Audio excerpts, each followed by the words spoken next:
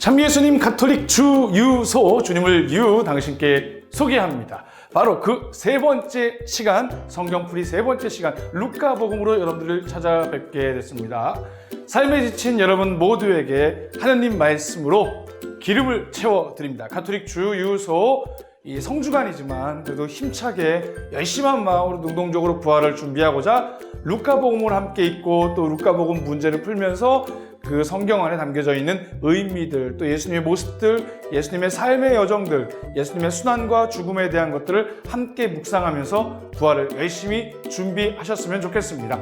지난번 두 번째 영상 마르코 복음서 많은 분들이 또 시청을 해주시고 또 거기에 대한 마지막에 그 선물 문제가 나갔잖아요. 선물 문제에 대한 것도 여러분들 많은 분들이 답변을 주셔가지고 제가 알기로는 아직 10명이 안 되거든요. 혹시나 이 방송 보시기 전에 마르코 복음을 먼저 좀 보시면서 문제를 풀어보시면 좋지 않을까라는 생각을 해봅니다. 자, 여하튼 오늘 이제 그 세 번째 시간 서울대교구 사목국에서 준비한 부활을 능동적으로 적극적으로 준비하기 위한 성경 읽기 운동, 그 세 번째 성경 문제 풀이집 루카복음서를 이제 시작해 볼까 합니다.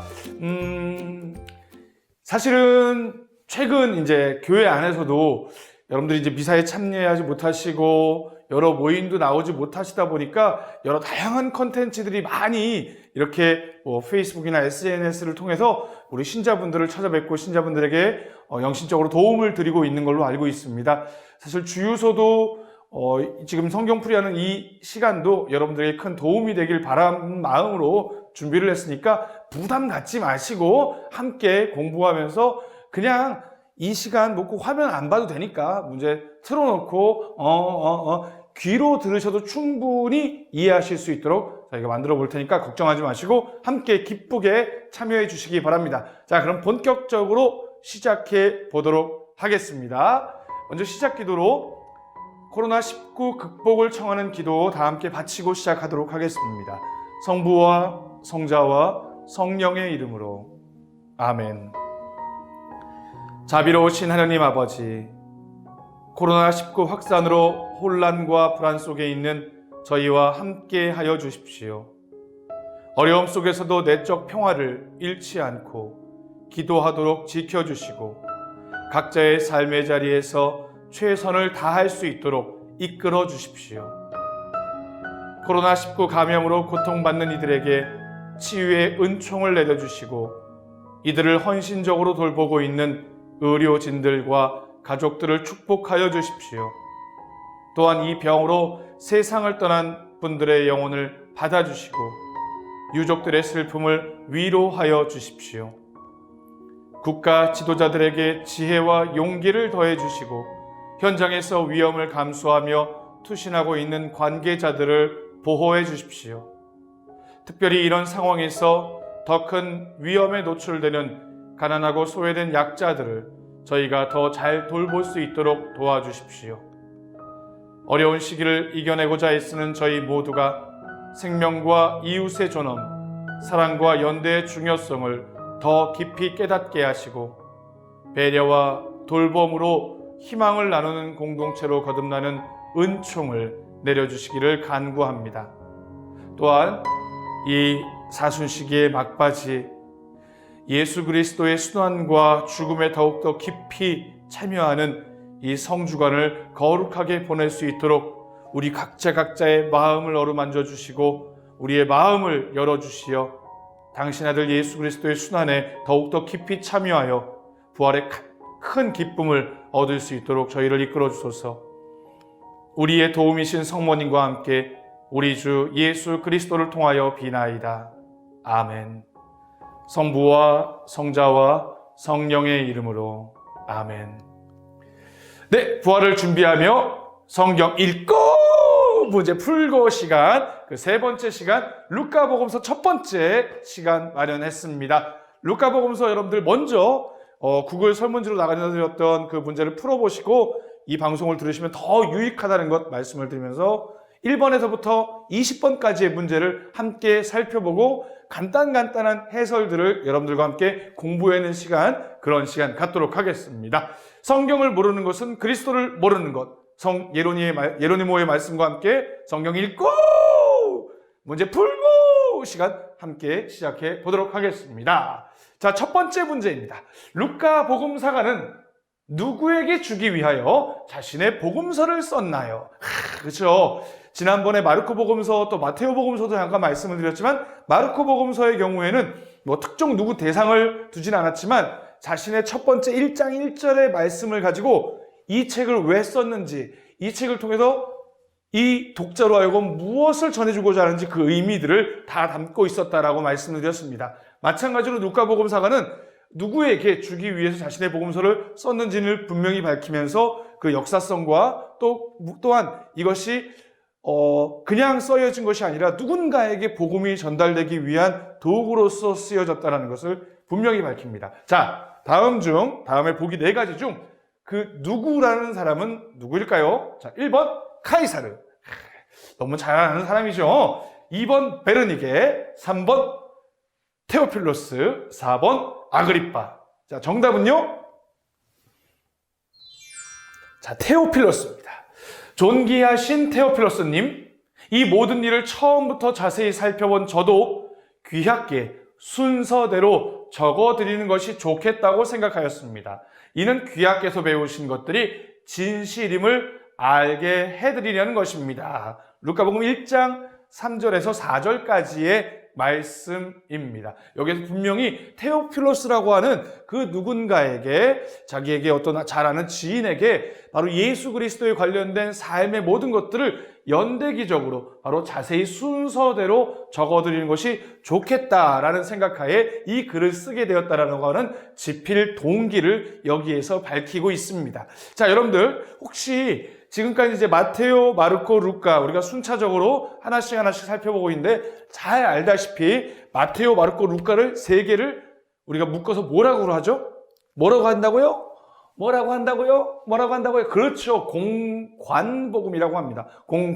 공갈복음이 아니고요. 공관복음이라고 합니다. 공통된 관점이라기보다도 사실은 공통된 사료, 공통의 사료를 바탕으로 예수님의 삶을 연대기적으로 하지만 뭐 역사서라든가 전기처럼 쓴 것이 아니라 독특한 문학 양식인 복음서, 예수님의 말씀과 행적들을 통해서 사람들로 하여금 예수님이 그리스도이심을 믿게 하기 위한 독특한 문학 양식으로 창조한 이 마테오, 마르코, 루카를 공관복음이라고 합니다. 그래서 오늘 문제 중에도 그런 것이 나올 텐데 마르코와 루카와 마테오를 조금씩 비교하면서 함께 공부를 해나갈 때 예수님의 전체적인 삶을 조망해 볼 수 있는 아주 좋은 기회가 될 거예요. 그래서 여러분들에게 잠깐 그거 말씀을 드리면은 마르코 복음이 가장 먼저 쓰여졌다는 것은 아마 대부분 분들이 알고 계실 거예요. 그래서 마르코 복음을 마테오와 루카가 자기의 것으로 자료로 자신의 책을 쓰기 위한 자료로 삼았고요.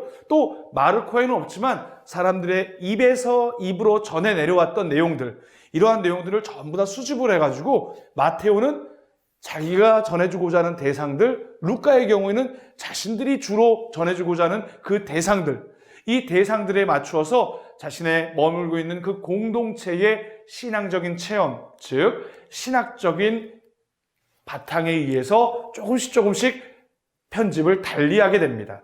그래서 오늘 여기 나오겠지만 루카 복음에만 나오는 여러 예수님의 사화들, 비유들, 에피소드들이 나오는데 그런 것들을 비교해 보면서 이 마테오는 어떤 의미고 루카는 어떤 의미고 마르코는 어떤 의미구나 라는 것들을 좀 더 깊이 살펴볼 수 있는 기회가 될 거라고 생각합니다. 전통적으로 또 많은 교리교육학자들의 경우에는 마르코 복음서의 경우에는 가장 기본이 되는 16장으로 되어 있는 예수님의 일대기들을 간략하지만 또 어떻게 보면 좀 문체 자체가 투박하지만 가장 간략하면서도 명쾌하게 분명하게 전해주고 있다고 하고, 마테오의 경우에는 지난 시간 살펴보았던 것처럼 대상자가 첫 번째가 유다교에서 그리스도교로 개종했던 사람들을 주로 하다 보니까 바로 구약에서부터 내려왔던 수많은 예언들, 바로 예수 그리스도에게 맞춰져 있던 그 예언들이 이러저러한 방식으로 예수님 안에서 완성되었다라는 것을 밝혀주기 위해서 마테오 복음서의 경우에는 족보가 이렇게 쭉 나와 있고 또 여러 군데에 예언자들의 말씀을 인용하면서 이것이 이루어지기 위하여 이렇게 하였다라고 말을 합니다. 그러면 유다인들이었다가 그리스도로 예수님을 믿음으로 고백하는 사람들이 된 사람들은 바로 그 구약에 우리 조상들이 기다려왔던 메시아가 바로 예수님이구나 라는 것을 금방 깨달을 수 있었겠죠. 하지만 만약에 이방인들이 마태복음서를 보면은 구약을 몰라요. 잘 구약에 어떠한 내용들이 담겨져 있고 어떠한 예언들이 담겨져 있는지 모르죠. 그렇기 때문에 루카의 경우에는 물론 이게 둘로 딱 나눠가지고 누구는 이방인들에게 누구는 유대인들에게 쓴 것은 아니에요. 하지만 그럼에도 불구하고 어떤 전체적인 대상을 이방인들에게까지 구원의 보편적인 어떤 의미로 넓히면서 이방인들이 쉽게 알아들을 수 있는 그 하느님의 사랑, 그리고 가난하고 고통받는 이들을 위해서 하느님께서 그들을 들어높이셨다는 것을 보여주기 위해서 루카복음을 써 내려가고 있습니다. 요한의 경우에는 조금 더 이 마테오, 마르코, 루카를 이미 읽었던 많은 사람들이 나중에 좀 더 깊은 하느님의 체험, 예수님에 대한 고백들을 하면서 좀 더 신비롭고 예수 그리스도를 통해서 일어난 표징들을 그 신비적인 해석 안에서 펼쳐나가고 그것을 글로 쓴 것이 요한복음이 될 수 있습니다. 나중에 기회가 된다면은 우리가 총 성경이 몇 권이죠, 여러분들? 성경이 총 몇 권이죠? 성경이 몇 권이죠? 제가 자주 얘기하는 건데 성경은 한 권이에요. 이 성경은 한 권이에요. 어떤 분은 73권이라고 하는 분들도 있지만 맞아요. 성경은 각각의 권들을 따진다면 73권이 되겠지만 성경 말씀, 우리 그리스도교인에게 있어서는 살아있는 하느님의 말씀을 전해주는 경전이 되는 거죠. 딱 한 권의 책이라는 것. 우리가 성물방에 가서 자매님 안녕하세요. 성경 73권 주세요. 이렇게 안 하잖아요. 그렇죠? 성경은 한 권이지만 이 성경 한 권에 담겨져 있는 이스라엘의 또 그리스도교 공동체의 역사는 길게는 2000년의 역사까지 1400년의 역사까지 아주 긴 역사를 각각의 시대의 공동체가 여러 공동체가 체험한 하느님과 인간의 신앙에 대한 이야기들을 고백하는 내용이 성경이 될 수 있습니다. 그래서 나중에 기회가 된다면은 복음서에서부터 시작해서 각 권은 어떻게 쓰여진 것인지, 어떠한 구조로 짜여져 있는 건지, 어떠한 내용이 중심이 되는지, 그래서 우리가 마테오 복음을 읽을 때는 어떠한 것이 좋은지, 어떠한 시각에서 읽으면 좋은지를 하나씩 살펴보는 그런 시간 한번 만들어 보도록 하겠습니다.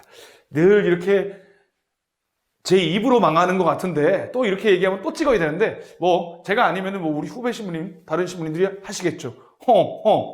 여하튼 1번 문제가 좀 길긴 했지만 정답은 테오필로스라는 것을 말씀을 드립니다. 자, 두 번째 문제입니다. 자, 이제 마테오랑 마르코를 공부하신 분들은 조금씩 헷갈리실 거예요. 하지만 비슷비슷한 내용이지만 조금씩 다르다는 것을 염두에 두시고 문제를 함께 풀어봐 주셨으면 좋겠습니다. 자, 2번 세례자 요한의 아버지이자 엘리사벳의 남편으로 주님의 성소에서 분향하던 중에 천사를 만나 벙어리가 된 사람은 누구일까요?가 바로 나오는데요. 루카복음 1장에 나오는 바로 세례자 요한이 탄생했던 배경들에 대해서 이야기합니다. 정답은 주관식입니다. 뭘까요? 정답은 주관식이 아니네요. 죄송합니다. 정답은 1번 시메온, 2번 즈카르야, 3번 에제키엘, 4번 사무엘. 정답은 바로 즈카르야입니다. 자, 성경 말씀 한번 같이 살펴볼까요? 요 3번까지 풀고 성경 말씀 보도록 하겠습니다. 자, 방금 말씀드렸던 즈카르야 예언자가 아니고 즈카르야 사제, 바로 세례자 요한의 아버지인데 이 세례자 요한과 관련된 출생 예고와 관련된 내용이 아닌 것은 무엇인지 찾아봐 주시기 바랍니다. 하나씩 보도록 하겠습니다. 1번, 그의 아버지는 아비아조에 속하는 사제이다. 2번, 그의 부모는 주님의 모든 계명과 규정에 따라 흠없이 살아가는 사람들이었다. 3번, 그의 어머니 엘리사벳은 아이를 못 낳는 여자였다. 4번, 천사는 많은 이가 세례자 요한의 출생을 기뻐하지 않을 것이라고 하였다. 그래요. 요 세례자 요한과 관련돼서 이 천사가 그 즈카르야에게 나타나서 했던 얘기들 가운데 얘기들을 모아놓은 건데 여기서 틀린 것이 있습니다. 틀린 것.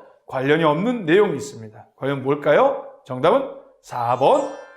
천사는 많은 이가 세대자 요한의 출생을 기뻐하지 않을 것이다 라고 하였다입니다. 그래요. 천사는 많은 이가 오히려 반대로 세대자 요한의 그 출생을 기뻐할 것이다 라고 이야기를 했습니다. 아까 잠깐 살펴봤던 것처럼 성전에서 봉사, 제사를 지내는 그 일을 아비아조에 속해 있던 사제로서 그 일을 수행하는 도중에 천사를 만나게 되고, 또 이들은 즈카리아와 엘리사벳은 주님의 모든 계명과 규정을 따라서 흠없이 살아가는 사람들이었다고 성경을 증언하고 있습니다. 하지만 참 성경에 많은 어떤 안타까운 여인들이 많이 나오는데 아이를 낳지 못했던 여인들이 많이 나옵니다. 여러분들 잘 알다시피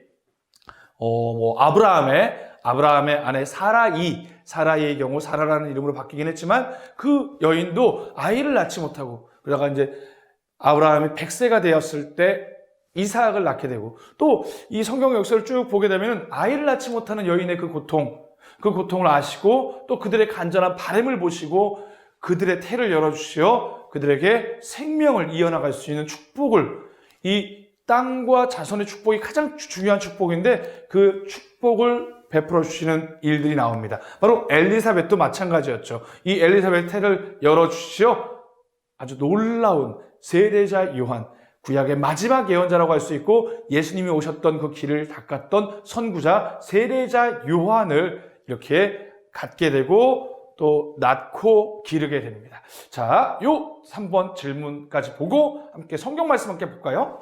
자, 유다 임금 헤로데 시대의 아비아조에 속한 사제로서, 그쵸? 아까 1번입니다. 즈카르야라는 사람이 있었다. 그의 아내는 아론의 자손으로서 이름은 엘리사벳이었다. 이 둘은 하느님 앞에서 의로운 이들로 주님의 모든 계명과 규정에 따라 흠없이 살아가는 사람들이었다. 자,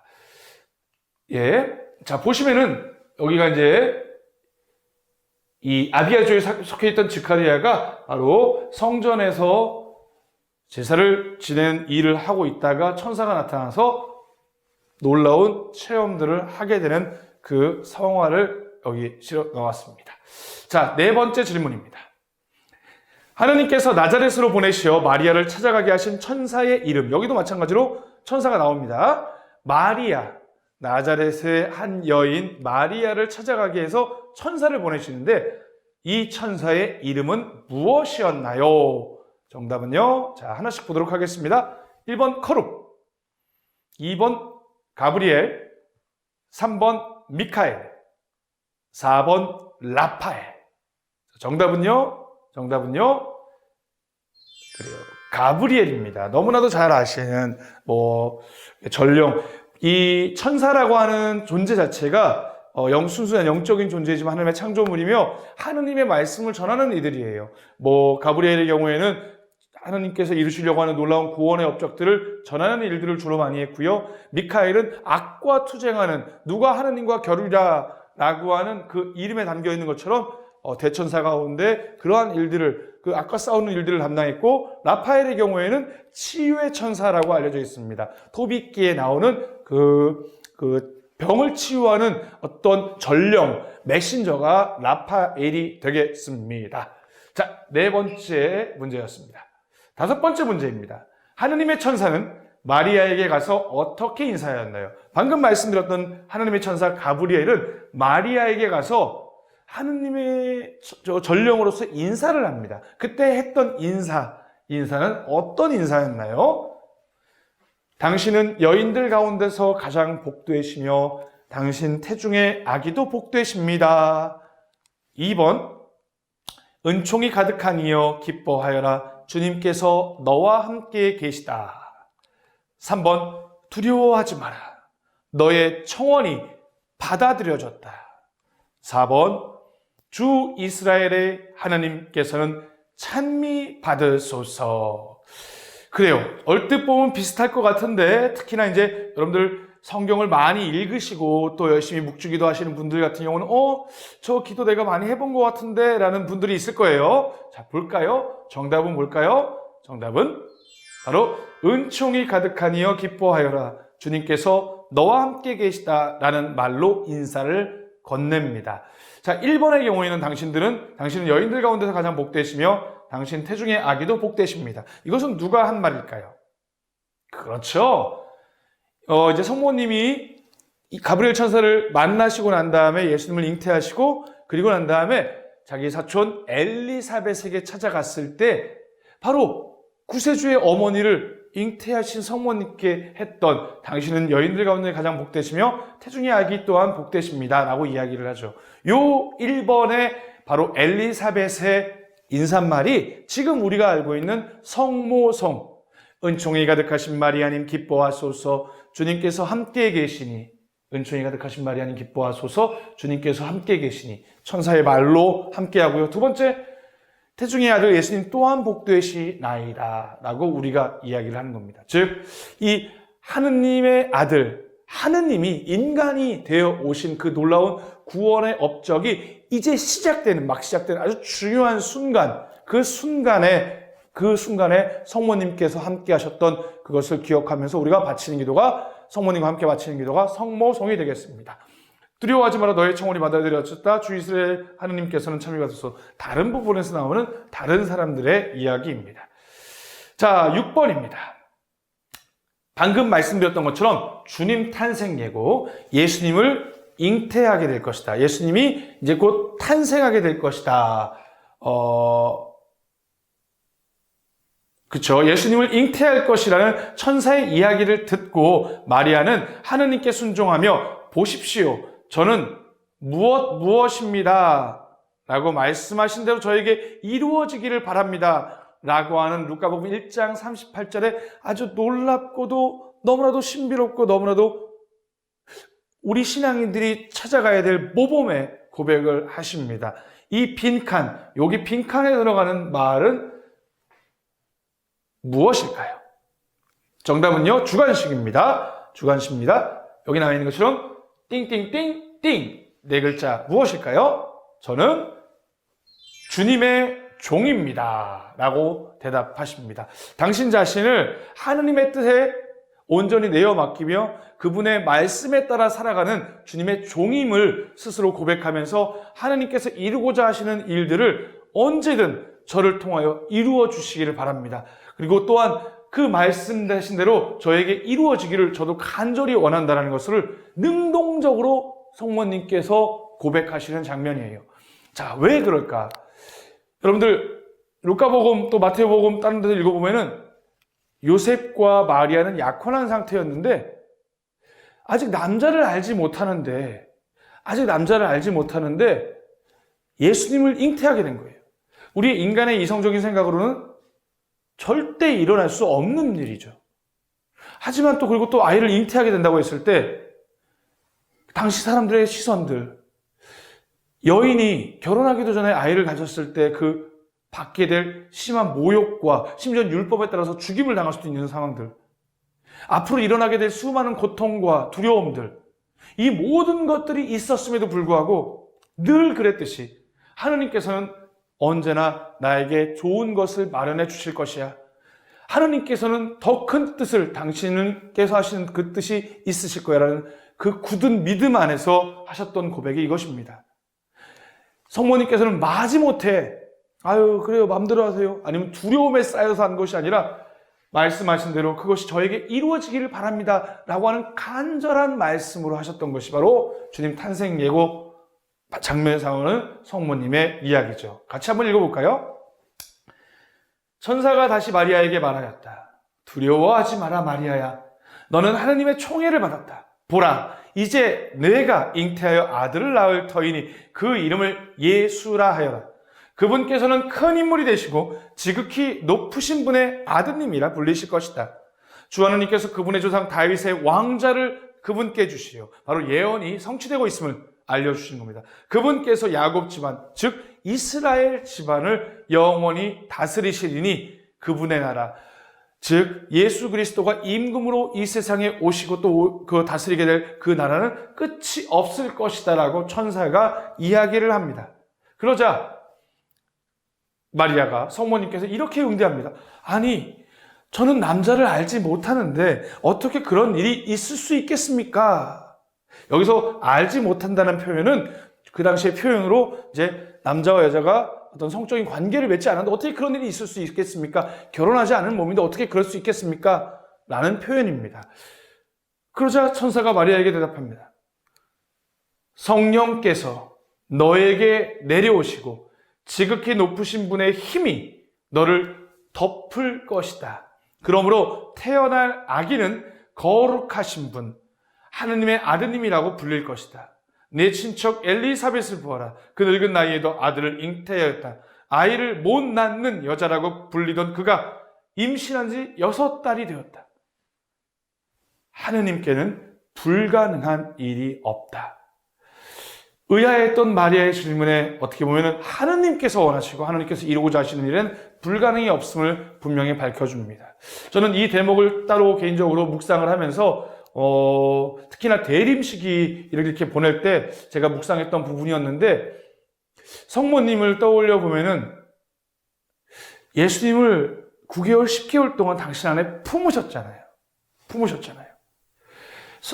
어떻게 보면 저는 뭐 아이를 낳아보지 않아서 모릅니다. 여러분들, 그냥 상상 속에서만 그러려니 하는 생각에서 이렇게 묵상 속에 떠올랐던 것이 그 아이와 엄마의 심장, 박동수도 같이 뛰고, 아이가 발로 차면 그것이 그대로 느껴지고, 아이가, 모르겠어요. 그런 것들을 저한테 어떤 이렇게 아이를 가진 분들이 얘기를 해주셨는데, 잉태되는 이 순간부터 이제는 성모님이 예수님을 품으셨어요. 하지만 성모님이 예수님을 품는 것 전부터 하나님께서 당신의 성령을 보내시어 성모 마리아를 품으셨다는 겁니다. 덮으셨다는 거죠. 즉, 두려워할 필요가 없는 거예요. 우리가 예수님을 품는 게 아니에요. 하나님께서 먼저 성모님을 품어주셨기에 성모님은 그 믿음 안에서 예수님을 이 세상에 낳을 수 있는, 그리고 그분의 어머니가 되셨던 거죠.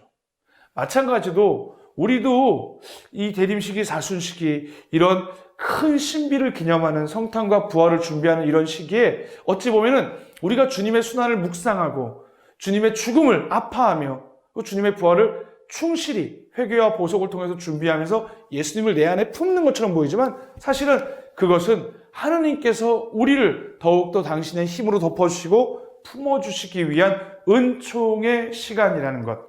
즉, 그래서 이렇게 성경 문제를 풀거나, 지금은 비록 성취를 영할 수도 없고 신령 영성취밖에 못하지만, 신령 성취밖에 못하고 또 그리고 기도로서만, 대송으로서만 주님사에 참여할 수밖에 없는 상황이지만, 우리가 지금의 내게 주어진 상황 속에서 좌절하지 말고, 두려워하지 말고, 걱정하지 말고, 성모님이 어떻게 이럴 수 있습니까? 라고 얘기했던 것처럼 그런 것들을 두려워하지 말고, 하느님께서는 분명히 좋은 것들을 마련해 주실 것이다. 이 어려운 시기를 이겨낼 수 있도록 우리를 도와주실 것이고 지혜를 베풀어 주실 것이다. 당신의 성령을 보내시어 당신의 힘으로 우리를 덮어서 당신 품 안으로 이끌어 주실 것이다. 이 사실을 굳게 믿을 때 우리가 성모님과 같은 고백을 이제 할 수 있게 되는 겁니다. 마리아가 말하였다. 보십시오. 저는 주님의 종입니다. 과연 여러분, 우리가 하느님에게서 내가 지금 이 일상의 삶 속에서 나에게 뜻하지 않은 일들, 수많은 어려움들, 정말로 뭐 병을 갑자기 얻는다든가, 내가 열심히 준비했던 것이 잘 안 된다든가, 정말 내가 열심히 기도하고 봉사했는데도 불구하고 나에게 주어지는 것이 많지 않았다라고 생각이 될 때마다 이 뜻하지 않은 시련들이 왔을 때 그 시련 속에서도 저는 주님의 종입니다. 당신께서 분명히 저에게 좋은 것을 지금까지 그러셨고 좋은 것을 이루어 줄 것임을 저는 분명히 믿습니다. 그렇기에 하느님, 당신 말씀대로 저에게 제 뜻이 아니라 당신의 말씀대로 제 안에 이루어지기를 바랍니다. 라고 우리도 굳은 믿음으로, 성모님과 같은 믿음으로 고백할 수 있는 그런 하느님의 자녀가 되어야 한다는 것. 자, 그러자 천사는 마리아에게서 떠나갔다. 물론 어떤 분이 이렇게 얘기하더라고요. 마리아가 만약에 싫어요라고 얘기할 수 있었어요. 왜? 하느님께서는 우리는 당신 자유의지로 우리에게 자유의지를 선물로 주셨기 때문에 우리가 거부를 한다면은 어쩔 수 없는 일이에요. 하지만 또 다른 마리아를 하느님의 당신의 뜻을 이루시기 위하여, 하지만 뭐 아무나 선택하신 건 아니겠죠. 분명히 그 뜻을 충분히 받아들일 수 있도록 그 준비를 원죄 없이 잉태되어 있게 만드시고, 또 안나와 요아킴에게서 충실히 하느님을 믿고 살아갈 수 있도록 마리아를 언제나 지켜주시고 보호해 주셨겠죠. 그렇기 때문에 마리아를 당신의 아들 예수님을 잉태할 아주 놀라운 그 구원의 시작을 알리는 그 은총을, 그 일을 하시기 위해서 마리아를 선택하셨겠죠. 하지만 성모님이 거부했다면 할 수 없었어요. 물론 성모님 때문에 구원이 이루어진 건 아니지만, 구원을 이루시는 주체는 하나님이지만 우리의 협력을 그만큼 필요로 하신다는 거예요. 당신의 큰 뜻을 이루시기 위해서 우리가 순명해야 된다는 거죠. 그것이 이제 그러자 천사는 마리아에게서 떠나갔다. 그 얘기를 성모님이 어찌 보면 고백을 하고 충분히 그것을 받아들이고 이해하고 순명하고 응답할 때까지 기다려줬던 것이 바로 천사였다라는 것. 이러한 표현들이 이 안에 담겨져 있는 아주 아름다운 이야기라 할 수 있습니다. 자, 여기 이제 천사가 나타나서 성령이 성모님을 덮을 것이다 라는 부분인데, 여기도 마찬가지로 아까 지난 우리 마르코복음 공부할 때 이 백합 자체가 그 다윗 가문을 상징하는, 그래서 요셉에게도 나타났을 때 꿈에 나타났을 때 천사가 백합을 들고 있는 많은 성화들이 있었다 그랬죠. 다윗 가문 가운데 당신 아들 예수님을 이 세상에 보내기로 작정하셨다는 부분들이 여기에서 이렇게 드러나는 것입니다.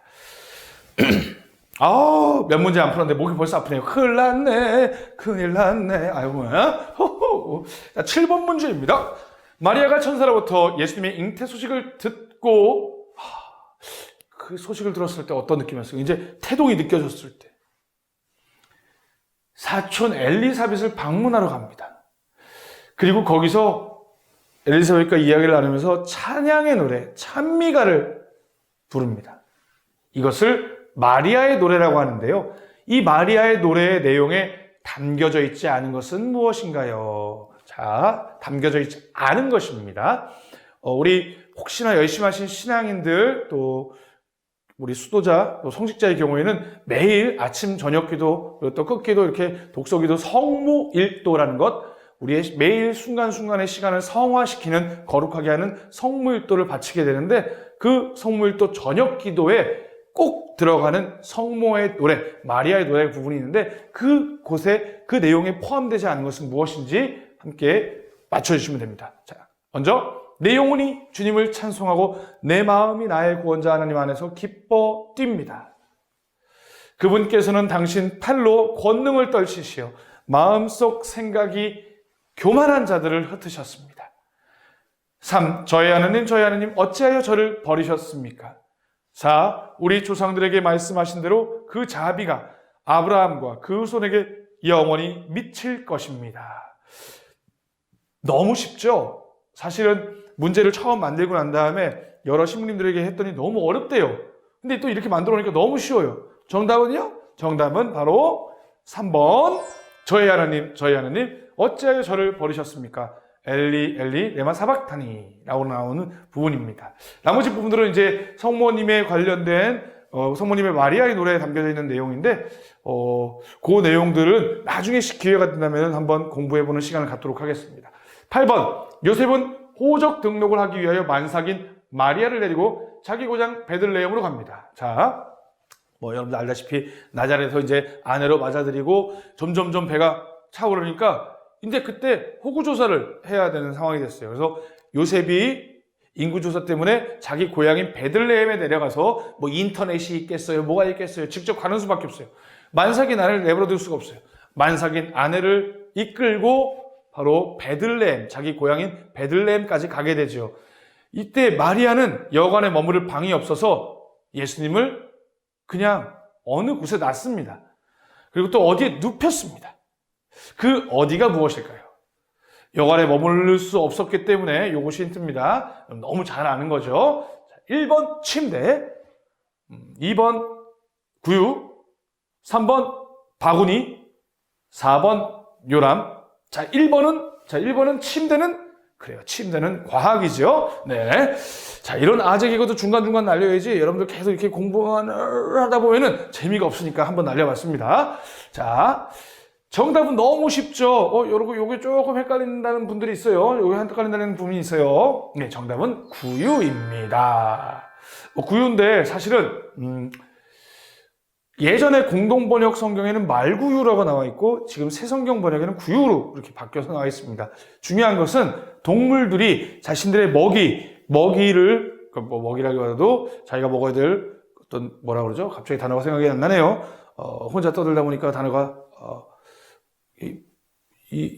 뭐라 그러죠? 하여튼 자기 밥그릇이에요. 동물들의 밥그릇. 주인이 갖다 주는 것을 먹는 곳에 어쩔 수 없이 그곳에 예수님을 눕혔다. 바로 그게 구유죠. 그래서 여러분들이 대림식이 내내 예수님의 성탄을 준비하며 예수님이 이 세상 오심을 기억하기 위해서 각 본당마다 구유를 만들고 성탄, 바로 그 성탄 전야, 바로 그 전야의 구유 경배식, 마치 그 목동들이 예수님을 경배하러 온 것처럼 우리도 이 세상에 나신 아기 예수님 구세주를 경배하러 오는 그 예식을 바로 성탄 때 거행하게 됩니다. 자, 9번 문제입니다. 루카 복음서에 따르면 예수님의 탄생 소식을 가장 먼저 듣게 된 이들은 가난한 목동들이었습니다. 루카 복음에 따르면 이때 천사와 수많은 하늘의 군대들이 나타나 그들에게 지극히 높은 곳에서는 하느님께 빵빵, 땅에서는 그분 마음에 드는 사람들에게 빵빵이라고 루카복음 2장 14절에 나오면서 이 하늘의 군대들과 천사들이 찬양합니다. 자, 이 두 곳에 들어가는 빵빵, 빵빵, 이 두 단어를 순서대로 나열하는 것을 골라주시면 됩니다. 자, 1번 나갑니다. 1번 사랑, 행복. 한번 보세요. 지극히 높은 곳에서는 하나님께 사랑, 땅에서는 그분 마음에 드는 사람들에게 행복. 멋진 말이지 않습니까? 그죠? 자, 2번 영광, 행복. 그렇죠? 하나님께 영광, 사람들에게 행복. 3번 하나님께 찬양, 마음에 드는 사람들에게 평화. 4번 하나님께 영광, 사람들에게 평화. 정답은 뭘까요? 아마 요즘은 그런 일들이 많이 없는데 성탄 카드를 많이 보내잖아요. 예전에는 저 어릴 때 같은 경우는 성탄 카드를 직접 다 이렇게 써서 했는데 특히 신학생 때 많이 이렇게 편지를 저희 은인들이라든가 제가 아는 수녀님들, 신부님들에게 편지 이렇게 써 보내드렸는데 그때 꼭 성경 문구를 했던 것이 바로 루카복음 2장 14절이었어요. 하늘 높은 곳에서는 하나님께 영광, 땅에서는 그분 마음에 드는 사람들에게 바로 평화가 되는 거죠. 그렇죠? 영광, 평화, 다른 말들도 될 수 있겠지만 성경에 천사들이 했던 얘기는 영광과 평화라는 것, 이것을 기억하고 있으면 좋을 것 같습니다.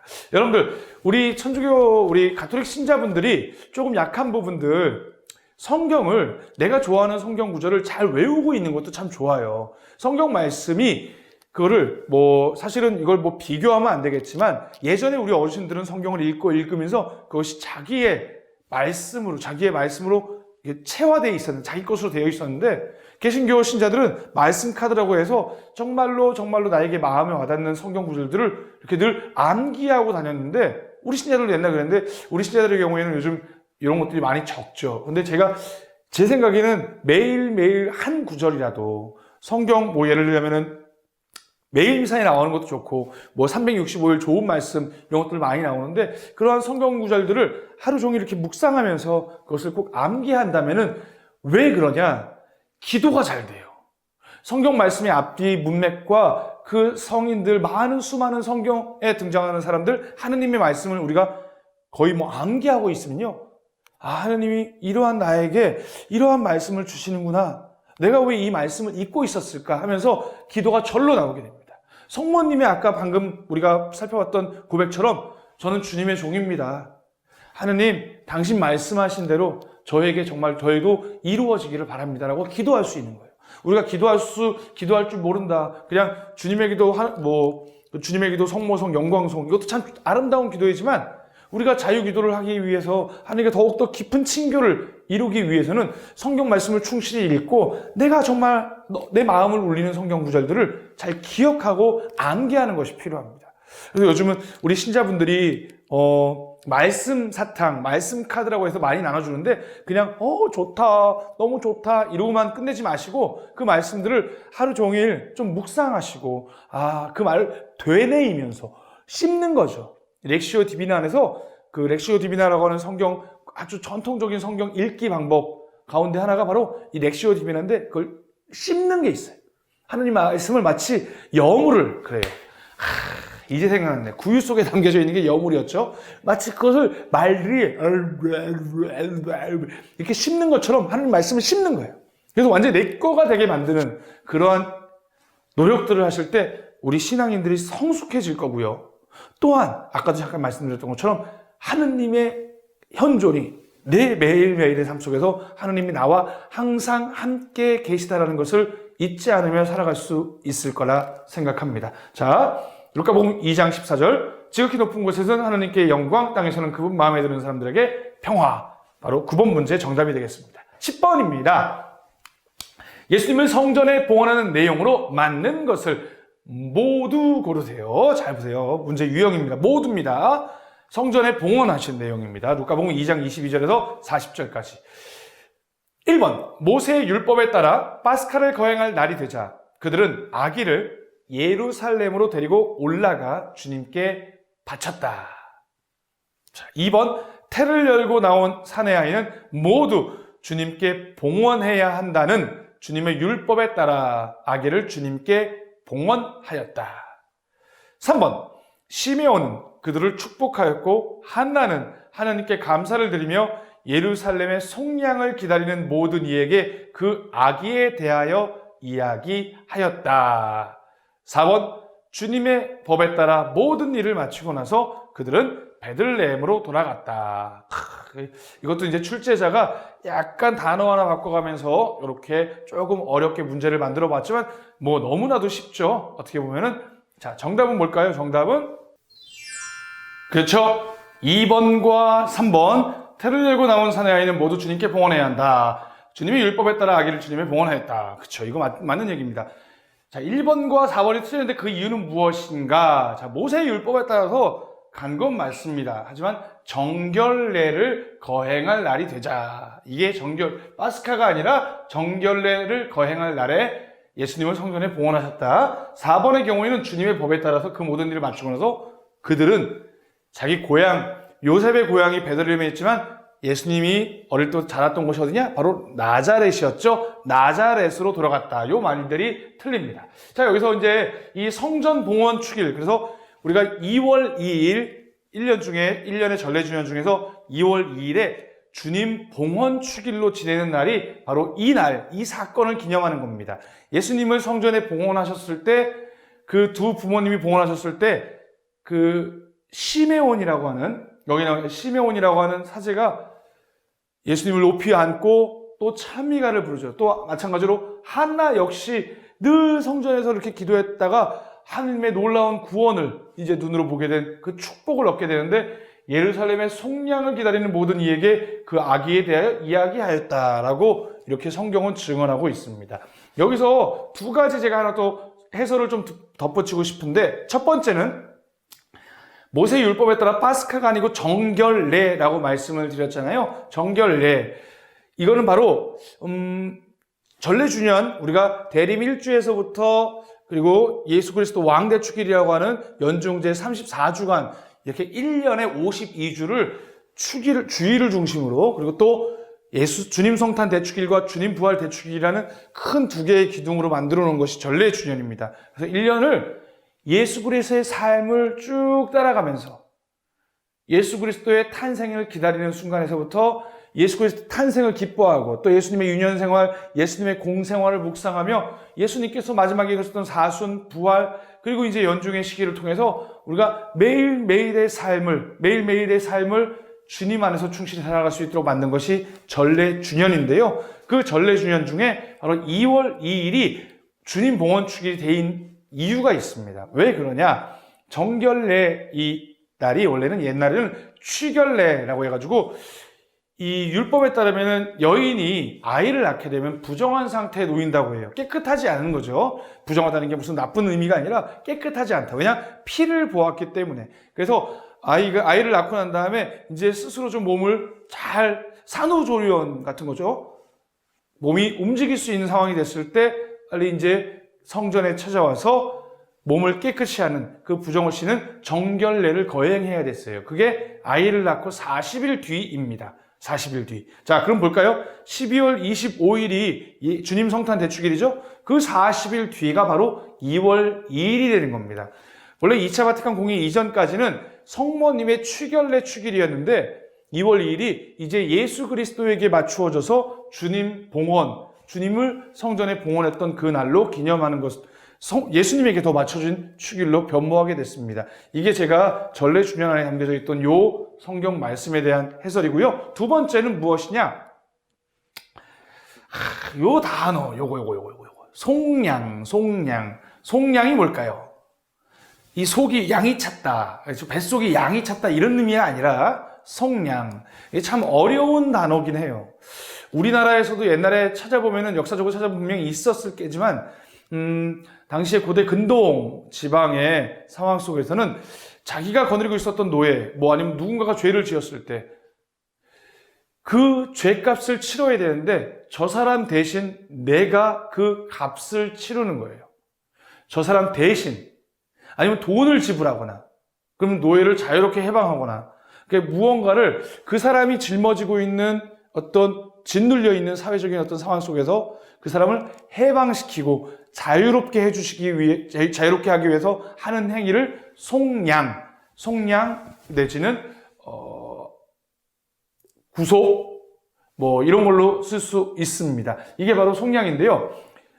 아주 쉽게 설명을 해드리면은 제가 자주 쓰는 강의 때마다 자주 쓰는 거라서 너무 알고 계신 분이 많이 있겠지만 한번 상상을 해보세요. 여러분들 어릴 때 지금은 아파트라서 그런데 골목에 아이들이 막 몰려다니면서 방구 차고 뿡 이러고 다니잖아요. 그리고 막 애들 맨날 공 차고 다니고. 근데 제가 만약에 공을 차다가 저희 앞집 유리창을 깬 거예요. 그쵸? 그럼 제가 어떻게 할까요? 제가 그 집에 가서 띵동, 안녕하십니까? 저는 앞집에서는 이영재라고 합니다. 제가 실수로, 되게 유리를 깼네요. 제가 이제부터 2달 동안 열심히 아르바이트를 해서 이 유리창을 갚도록 하겠습니다. 이렇게 얘기할까요? 초등학교도 안 들어가 내가? 초등학교 1, 2학년짜리가 그렇게 할까요? 어떻게 해요? 집으로 숨습니다. 집으로 도망가요. 집으로 도망가서 어디 가요? 엄마 뒤에 숨습니다. 엄마 뒤에. 그럼 어머니가 그 집에 가서 죄송합니다. 저희 집에가 장난을 너무 치다가 유리창을 깼네요. 지금 제가 바로 전화해서 유리창 새로 갈아드리도록 하겠습니다. 미안합니다. 아니, 잘못은 내가 했는데 엄마가 미안하대요. 엄마가 대신 유리창을 갈아줘요. 엄마가 대신 내 잘못에 값을 치러줘요. 이게 바로 속량인 거예요. 속량. 이 단어가 정말 중요해요. 특히나 이 성주간에 이것을 우리가 충분히 묵상한다면 더 깊이 예수 그리스도의 순환과 죽음에 참여할 수 있습니다. 구약의 파스카, 바로 이집트에서 종살이를 하고 있던 히브리 민족을 자유와 해방으로, 그 노예살이에서부터 자유롭게 해주신 사건. 그 사건, 그게 이제 하나님께서 이루신 구원이라고 얘기를 하죠. 근데 그 구원, 이 히브리 백성을 살리기 위해서 대신 죽은 게 있어요. 대신 죽은 거. 뭔지 아십니까? 지난번에 한번 봤는데, 문지방, 상인방, 문설주와 상인방에 그 파라오에게 이집트에게 내렸던 10가지 재앙 중에 10번째 재앙. 마다들을 맞이를 다 치시겠다고 했을 때, 죽음의 천사를 보냈을 때 히브리 백성들의 집만은 건너가도록 하기 위해서. 그래서 파스카가 건너가다라고 지난번에 말씀드렸죠. 그래서 양의 피를 문 앞에다가 다 발라놨어요. 이 문설주와 상인방에. 즉 히브리인들이 살기 위해 죽은 게 뭐냐? 양이에요. 양. 어린 양이 죽은 거예요. 대신 죽은 거예요. 히브리 백성이 자유와 해방을 위해서 어린 양이 대신 죽은 거예요. 지금도 파스카 축제를 기념하기 위해서 수많은 어린 양이 죽습니다.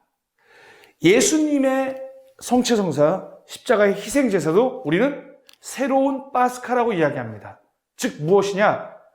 바로 당신의 죽음으로 인간이 태초에 아담과 하와가 지었던 그 원죄에 짓눌려 있던, 하느님과 늘 멀어지려고 했던, 하느님과 가까이 다가갈 수 없는 너무나도 크나큰 죄를 지었는데, 그 죄를 스스로 씻을 수 없기에 다른 누군가가 대신 그 죄값을 치러줌으로써 우리가 완전히 구원될 수 있는, 하느님의 영원한 생명에 참여할 수 있는 길을 예수님이 열어주신 거예요. 예수님이 우리를 대신하여 속량하신 것, 예수님이 우리를 대신하여 죄값을 치러주신 것, 예수님이 우리를 대신하여 당신 목숨값으로 우리를 살려주신 것, 이것을 대속 또는 속량이라고 이야기를 하는 거예요. 그렇기 때문에 예수님을 세례자 요한이 요한복음 1장에 뭐라고 고백하느냐? 보라, 하느님의 어린 양. 뭐라고 그러죠? 근데 세상의 죄를 없애시는 하느님의 어린 양이 저기 가신다라고 이야기를 하는 거예요. 우리가 미사 때마다 사제가 그 축성된 성체를 아주 오묘하고 신비로운 방식으로 이 성체 안에 숨어 계시는 예수님, 그 예수님을 높이 들면서 신자들에게 보라, 여기 하느님의 어린 양이 계신다. 이분은 누구시냐? 이 세상의 죄를 없애시는 분이시다. 하느님의 아드님이시요 우리의 구원자, 우리의 속량자, 우리의 대속을 이루시는 바로 하느님의 어린 양이라고 고백하는 거예요. 이 안에 이러한 표현들이 어마어마한 내용들이 담겨져 있다는 것을 여러분들 기억하신다면, 과연 그러면은 나로 인해, 나의 죄 때문에 예수님이 대신 그것을 짊어지시고 하신 거예요. 나 때문에 대신 못 박히신 거예요. 우리 나라는 존재는 개개인의 죄일 수도 있겠지만 우리 인간이 지은 죄예요. 인간이 지은 죄 때문에 하나님과 다시금 하나가 될 수 없었는데, 예수 그리스도를 통해서 우리가 이 유한한 생명을 지니고 있던 우리가 하느님의 생명, 영원한 생명에, 하느님의 삶에 우리가 참여할 수 있게끔 해주신 거죠. 이것이 바로 새로운 파스카, 예수님의 파스카, 신약의 파스카가 되는 것입니다. 우리가 예수님께서 제정하신 성체 성사를, 그분의 몸을 받아 모시는 것이 단순히 예식이 아니라 그분이 이루신 이 놀라운 구원에, 그분을 받아 모심으로써 그 우리의 구원의 은총을 입게 되는 거예요. 우리도 우리의 죄가 씻겨지는 것이며, 우리의 죄를 대신 짊어지고 하신 그분과 하나가 되는 거죠. 그리고 또한 누군가가 나에게 죄를 지었다 해도 나도 누군가를 용서하고 그를 위해서 희생함으로써 또 다른 예수님이 되어 살아가는 것, 그게 바로 성체 성사의 정신인 거죠. 비록 우리가 지금 성체를 받아 모실 수 없지만 신령 성체로 정말 강렬한 열망으로 우리가 대성을 바치고 하면서 그분이 내가 되고 내가 그분이 되는 그러한 간절한 기도가 될 때, 우리는 일상의 삶 속에서 충만한 은총 속에서 성체 성사의 정신을, 성체 성사의 은총을 살아갈 수 있다라고 제가 얘기하는 게 아니라 교회가 고백하고 있고 또 교황님들이 말씀하신다는 것을 꼭 기억해 주셨으면 좋겠습니다. 오늘따라 말이 많네요. 네. 원래 말이 많았죠. 뭘 오늘만 그랬나? 그죠? 이제 겨우 10번 했네. 큰일 났네. 목이 찢어질 것 같아요. 자, 11번. 자, 예수님께서는 12살이 되던 해 축제 관습에 따라서 예루살렘으로 올라가십니다. 여기도 마찬가지로 축제 관습에 따라 예루살렘 올라가십니다. 이 축제는 어떤 축제였나요? 정답은요. 자, 1번 파스카 축제, 2번 하누카 축제, 3번 오순절 축제, 4번 푸림절. 어디서 들어본 건 많은데 조금 생소한 것도 있죠. 정답은 뭘까요?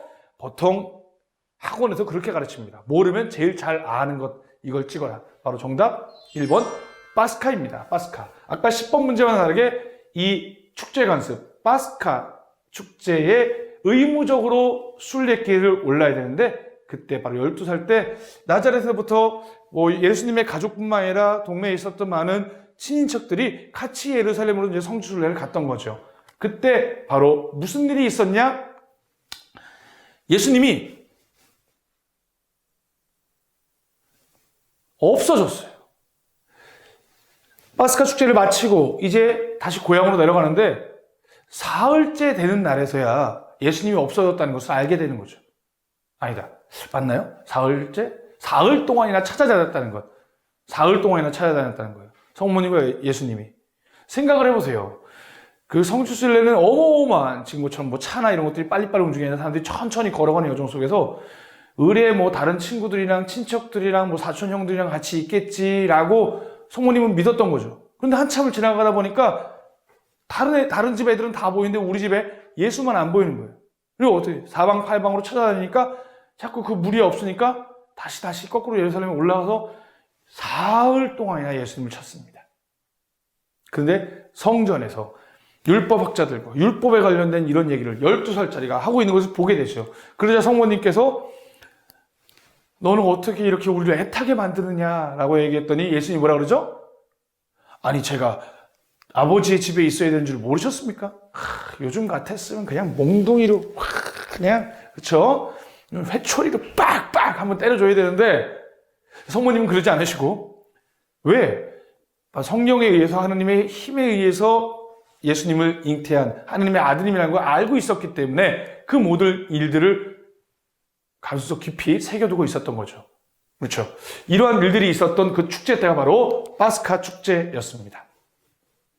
여기서 한번 잠깐 볼까요? 지난번에도 파스카 축제에 대해서 보긴 했지만 이스라엘의 의무 순례 대축제가 있습니다. 파스카, 과월절, 유월절로 번역되기도 하는데 과월절, 니산달, 그러니까 니산달이 그 우리나라의 1월부터 12월이라고 한다면은 이스라엘에게 원력에 따르면은 니산월이 1월입니다. 1월 14일 만월 충분히 지난 다음에 첫 번째 만월인데 이게 이제 파스카 날짜고요. 그리고 오순절 파스카 후 50일입니다. 파스카 후 50일. 그리고 초막절은 밀추수 감사 요때가 바로 있게 됩니다. 자, 하누카 앞에 나왔던 하누카는 뭐냐? 히브리어로 봉헌이라는 뜻입니다. 이거는 성전 봉헌 축제로 마카베오 항쟁 끝에 그 헬레니즘이 들어오고 로마인들이었나? 그 짓밟혔던 더러워졌던 바로 그 성전을 다시금 탈환하고 깨끗이 정화한 다음에 다시금 성전을 봉헌한 날, 이 축제가 하누카 축제입니다. 오순절 많이 들어보셨을 거예요. 밀수하기 끝에 거행한 추수감사절 같은 건데요. 성령 강림 대축일 사도행전 2장에 보게 되면은 이 오순절 날 바로 사도들이 성령을 받고 이제 담대히 숨어 있었던 그 다락방에서 나와서 담대히 복음을 전하는 때를 우리 그리스도교 가톨릭에서는 성령 강림 대축일로 보내고 있습니다. 이 오순절이라는 표현은 유다교의 명칭입니다.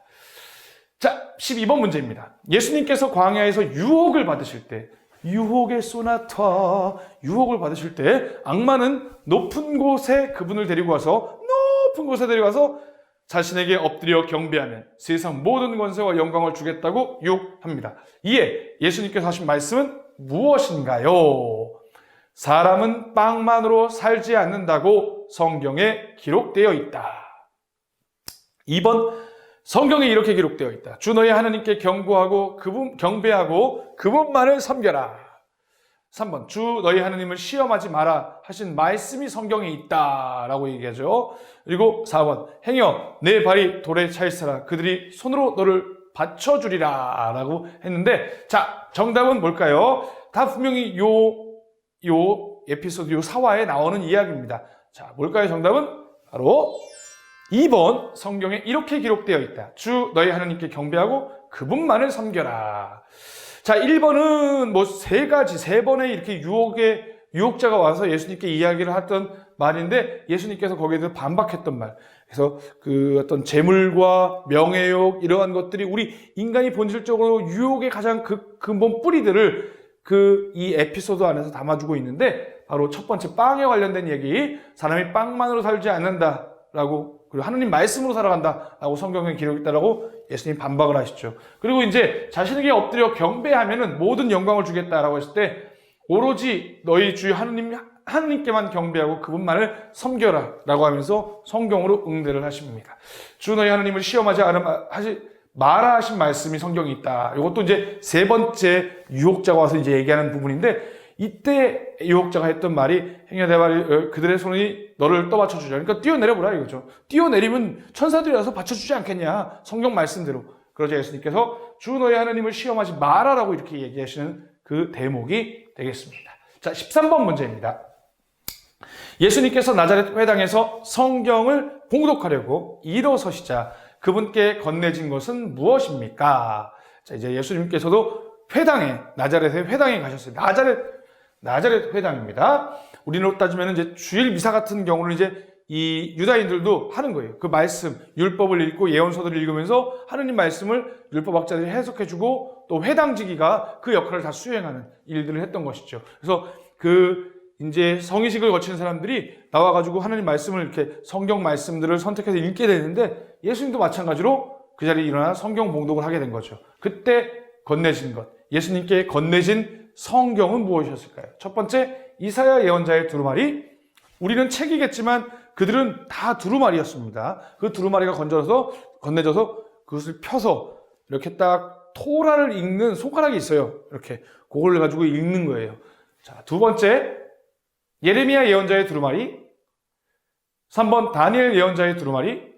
4번 오경 두루마리, 토라가 되겠습니다. 뭘까요? 정답은 잘 아시는 분들 많겠지만 정답은 1번 이사야 예언자의 두루마리다. 그래서 희년을 선포하시죠. 가난한 이들에게 복음을 선포하시는 희년. 나는 이 일이 오늘 너희가 듣는 이 자리에서 이루어졌다라고 말씀하시면서 당신이 왜 이 세상에 오셨는지를 분명하게 밝히는 장면이 되겠습니다. 근데 이게 나자렛 회당에서 했기 때문에 저 사람 쟤는 요셉의 아들 아니야? 라고 얘기하면서 그 고향에서는 사람들에게 버림받은 받아들여지지 않게 되죠. 자, 14번입니다. 예수님께서 어부들을 제자로 부르실 때 하신 말씀을 모두 고르십시오. 모두. 갈릴레야 호숫가에서 고기를 잡던 사람들. 요즘은 또 트로트가 유행이라니까 이렇게 한번 성가도 트로트로 한번 불러보는 것도 괜찮은 것 같습니다. 자, 정답 빨리 보겠습니다. 너무 말이 많아. 자, 보겠습니다. 1번 깊은 데로 저어나가서 그물을 내려 고기를 잡아라. 2번 밤새도록 애써 고기를 잡아라. 3번 너는 죄를 용서받았다. 4번 두려워하지 마라. 이제부터 너는 사람을 낚을 것이다. 정답은 뭘까요? 자, 요거는 우리 다른 마테오, 마르코에도 나오는 것 같죠? 그래서 마르코에도 나왔던 것 같죠? 근데 이제 다른 복음과는 조금 첫 번째 부르는 장면이 달라요. 그것 때문에 조금 헷갈리는 장면인데, 자, 정답은 뭘까요? 뭐 뜬금없이 죄를 용서받는다. 이건 아닐 것 같죠? 그쵸? 정답은 바로 1번과 4번이 되겠습니다. 제자들이 밤새도록 물고기를 잡았어요. 근데 물고기가 하나도 못 잡혔어요. 그러니까 예수님께서 다시 가서 깊은 데로 가서 그물을 치고 물고기를 잡아라 라고 말씀하십니다. 예수님은 어부가 아니셨어요. 사실은 그 첫 번째 제자들 같은 경우는 자기가 어부였고 생업이었어요. 어디에 언제 어떤 풍량에 어디에서 고기가 많이 잡히는지 알아요. 그런데 어부도 아닌 사람이 잘난 체를 하는 거예요. 그런데 베드로가 스승님께서 말씀하시니 그대로 하겠습니다 라고 해서 가서 그물을 칩니다. 근데 그물이 밤새 잡으려고 했는데 한 마리도 안 잡혔는데 어마어마한 고기에 잡히니까 베드로는 두려움에 쌓여서 주님, 저는 죄인입니다. 저에게서 떠나가 주십시오. 그러자 예수님께서 두려워하지 마라. 이제부터 너는 사람을 낚을 것이다 라고 얘기하면서 첫 번째 제자들을 부르시는 거죠. 요게 조금 공간복음의 다른 부분이기도 합니다. 자, 15번 문제입니다. 예수님께서 나를 따라라, 나를 따라라, 나를 따라라 요 말씀을 하시자 모든 것을 버려둔 채 그분을 따른 세리는 누구였을까요? 정답은 1번 바로 요나, 2번 바르티메오, 3번 레위, 4번 바르톨로메오. 정답은 뭘까요? 정답은 레위입니다. 지난 시간 우리가 함께 마르코복음 또 마테오복음을 충실히 공부하신 분들이라면은 정답이 바로 레위라는 것을 제가 힌트를 드렸을 거 잘 알고 계실 겁니다. 바로 이 레위가 세리였던 레위였는데 나중에 이름이 마테오로 베드로도 시몬에서 베드로로 바뀐 것처럼 바뀐 것이 아닐까라고 성서학자들은 생각하고 있습니다. 자, 16번 문제입니다. 다음은 루카복음에 나오는 참 행복에 관한 이야기입니다. 이 문제 조금 어렵습니다. 잘 보셔야 돼요. 이 중 루카복음의 참 행복에 해당되지 않는 것은, 지난번 마테오복음 함께 보실 때 마테오복음 5장에서부터 7장까지 산상설교, 예수님께서 약간 높은 곳에 오르시어 이렇게 동산에서 예수님께 사람들에게 가르침을 주시죠. 그래서 처음에 8가지의 행복에 관련된 이야기를 마테오에서 전해줘요. 루카복음도 근데 행복선언, 참 행복선언을 하시는데, 이 루카복음이 얘기했던 참 행복에 포함되지 않는 것입니다. 않는 것은 무엇일까요? 자, 1번 마음이 가난한 사람, 2번 굶주리는 사람, 3번 우는 사람, 4번 사람의 아들 때문에 쫓겨나고 모욕당하는 사람. 자, 정답은 너무 쉽죠. 딱 보면은 우는 사람에게는 산타 할아버지가 선물을 주지 않으세요. 이러면 안 돼. 야, 진짜 이러면 안 되는데. 정답은 이게 또 함정 문제입니다. 자, 바로 마음이 가난한 사람입니다. 사실 이제 성서학자들의 경우에는 루카복음이 더 원전에 가깝다라고 얘기했던 이유가 뭐냐면은, 바로 루카복음은 직접적으로 마음이 가난한 게 아니라 가난한 사람들, 너희는 행복하다, 하늘나라가 너희들의 것이다라고 얘기를 해주죠. 근데 마테오복음은 이걸 영적인 부분으로 더 바꿔서 마음이 가난한 사람이라고 얘기합니다. 즉, 마음이 가난한 사람은 마테오복음의 표현입니다. 나머지 부분들은 바로 루카복음에 나오는 참 행복입니다. 함께 볼까요? 예수님께서 눈을 들어 제자들을 보시며 말씀하셨다. 행복하여라. 가난한 사람들, 그쵸? 마음이 가난한 사람들이 아니고 가난한 사람들입니다. 하느님의 나라가 너희의 것이다. 마테오복음의 경우에는 하늘나라라고 해서 애둘러서 표현했는데 하느님의 나라라고 직접적으로 표현합니다. 행복하여라. 지금 굶주리는 사람. 너희는 배부르게 될 것이다. 행복하여라. 지금 우는 사람. 너희는 웃게 될 것이다. 사람들이 너희를 미워하면, 그리고 사람의 아들 때문에 너희를 쫓아내고 모욕하고 중상하면 너희는 행복하다. 그날 기뻐하고 뛰놀아라. 보라, 너희가 하늘에서 받을 상이 크다. 사실 그들의 조상들도 예언자들을 그렇게 대하였다. 이렇게 이게 행복선언, 루카복음의 행복선언이 될 수 있습니다. 그래서 1번 마음이 가난한 사람들은 마테오복음이라는 것을 기억하시면 좋을 것 같습니다. 자, 17번 문제입니다. 조금만 참으세요. 20번 얼마 안 남았습니다. 루카복음 6장에서 원수를 사랑하라는 예수님의 가르침과 내용이 다른 것은 무엇인가요? 자, 1번 보겠습니다. 이것도 조금 어렵습니다. 너희를 미워하는 자들에게 잘해주고 너희를 저주하는 자들에게 축복하여라. 아우, 참 힘들어요. 이걸 어떻게 할까요? 나를 미워하는 자들에게 잘해주고 저주하는 자들에게 축복하라고. 자, 2번 내 뺨을 때리는 자에게 다른 뺨을 내밀어라. 뺨을 맞기도 싫은데. 예? 자, 3번 너를 미워하는 자에게 굳이 잘해줄 필요는 없다. 이게 진짜 복음같이 느껴지는 분들이 있어요. 4번 원수를 사랑하여라. 그러면 너희가 받을 상이 클 것이다. 그렇죠? 여러분들 너무나 우리 그리스도인의 삶과는 다른 3번 너를 미워하는 이에게 굳이 해줄 필요는 없다. 반대죠. 오히려 나를 미워하는 사람들에게 더 잘해주라고. 내가 누군가에게 잘해줄 때 그 사람이 나한테 이렇게 해주면 그 사람도 나에게 뭐 보답을 해주겠지. 그런 사람들에게는 오히려 그 사람들에게 잔치를 베풀 때 그 사람 초대하지 말라고까지 얘기하셨어요. 그것은 원수를 사랑하라는 그 가르침과는 반대되는 얘기입니다. 자, 18번 문제로 넘어가겠습니다. 아이고예, 정답 바로 18번 문제입니다. 너희 아버지께서 빵빵하신 것처럼 너희도 빵빵 놓은 사람이 되어라. 이 배가 빵빵이 아닙니다. 너희 아버지께서 뿅뿅 하신 것처럼 너희도 뿅뿅 놓은 사람이 되어라. 빈칸에 공동으로 들어가는 말은 무엇일까요? 이것도 이제 말씀 사탕, 말씀 카드에 많이 인용되는 부분인데 너무 쉽죠? 자, 정답은 자비입니다. 자비. 내 자비로 이게 아니라 자비로운 마음. 성경에서 이 자비라는 단어가 사실 여기서 이제 하느님 아버지께서 자비하신 것처럼 너희도 자비로운 사람이 되어라. 내 생각, 내 기준의 자비로움이 아니라 하느님 아버지께서 우리 인간에게 보여주신 자비로움을 살아가야 된다는 거예요. 내가 좀 많은데 이 옷 하나 벗어줄게. 너 입어. 나 집에 가면 또 있으니까. 이건 자비가 아니에요. 불쌍하겠다. 힘들어 보인다. 이런 식의 하는 행동은 사실은 하느님께서 우리 인간에게 보이신 자비가 아니라는 거죠. 우리가 아프실 때 같이 아프고 같이 눈물을 흘리시고 진짜로 우리의 아픔을 똑같이 느끼셨던 그 아픔. 그래서 예수님께서 이것을 5천 명을 먹이실 때나 아니면 라자로의 죽음을 보셨을 때 우셨던 장면, 이런 것들을 보면은 진짜 그 민중의 아픔들, 하느님의 백성의 아픔들을 자신의 아픔으로 느끼시며 측은히 여기셨다라고 나오죠. 그 마음이 자비로운 마음이 되는 것입니다. 우리도 일상의 삶 속에서 정말로 그 사람을 이해한다라고, 그 사람을 배려한다라고, 가족 간에 뿐만 아니라 내 이웃 간에 그 사람을 충분히 난 이해한다라고 하면서 또 정작 그 사람이 정말로 아픈지 같이 아파하고 같이 눈물 흘리고 같이 기뻐하고 그러지 못하는 경우들이 너무 많죠. 가족 안에서도 질투하고 가족 안에서도 내가 저 사람보다는 나라고 교만해지며 우월감에 빠지는 경우도 많죠.